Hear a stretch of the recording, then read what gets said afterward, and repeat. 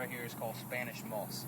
This moss is a non-native plant out here, and this was actually planted so that they could use it, so that they can harvest it. It was another thing to harvest. It was like sugarcane and cotton and all that down here. Well, the moss is so much cheaper and was so much easier to gather than cotton. They used that to stuff the seats, and they would make mattresses with that. Wow. That's what they used to use to do all of that. So they brought it in to brought do it in, hung it, and it just kind of took over. The reason why the cypress trees has it and none of the other trees have it, because the other trees are actually, they'll break a branch and they'll smother and die off. A lot of the trees farmed like they are, like you see how a big branch will take off, go about halfway, and then there's no branch. Right. Because the moss started to grow on it, smothered that part of the tree, and it fell. Wow. The way that the cypress tree grows, because it uses the knees to grab oxygen and all that fun stuff to grow, it can actually survive with all the moss on it. Yeah, that is weird. And you can see the water marks. That's how high the water has been this spring. The water mark on top of it, where the actual moss stops on the bark of the tree. I think it's about head height with me right now. Right. That's how high the water normally gets in the springtime. The Wow. Atchafalaya Basin is a spillway. What happens is when the Mississippi gets too over full, it overflows into all of the little basins and swamps around it.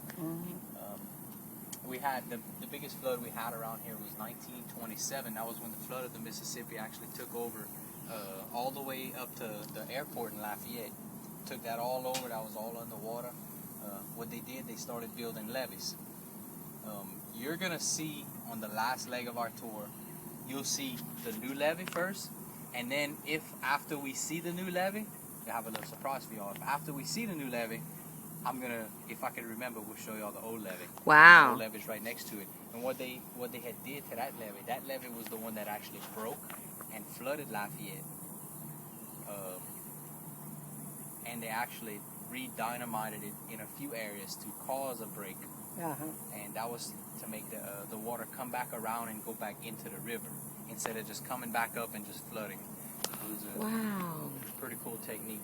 This is hard to believe what they can do. This is only the first quarter of our tour. I'm not going to be doing much talking for the rest of the tour. The next leg, we're actually going to be just cruising through the cypress forest over here.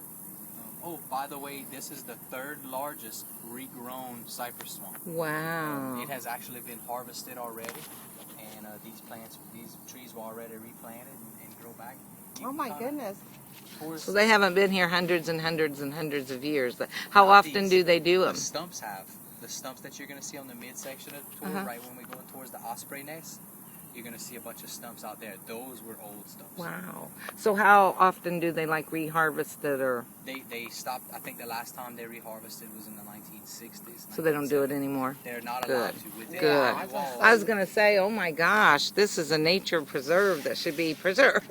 Within the levee walls, they passed a ban in 1980, said that you could not harvest within the levee walls anymore because, you get rid of a certain form of the ecosystem and the habitat down here. Then it's not going to be here anymore. This is gorgeous. We're going to be heading out towards the interstate here in a minute, and the interstate was built and finished in 1976. It's 22 miles long. It's the second longest bridge in Louisiana. We were looking at that this morning. It's like, oh my goodness.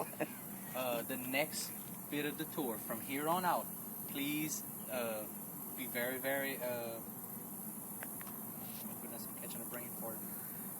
make sure you're aware of where the rails are, okay? Because we could bump a stump. Like I said, the water mist might happen. We do have a fan, 6,000 RPM sucking whatever pops up in the front through. If at any time y'all see something y'all really want to take a picture of, y'all let me know, and I'll idle down the motor. Okay. But I won't kill it no more. Right. Okay. Oh, and another thing y'all can tell everybody back home, y'all are riding in a boat that has a 496 Chevrolet Big Block on it. It's got over 600 horsepower in it. Wow. Wow. Y'all are in a pretty massive boat here. Yeah. Awesome. My son will love that. Oh, yes. My son-in-law wants me to video everything.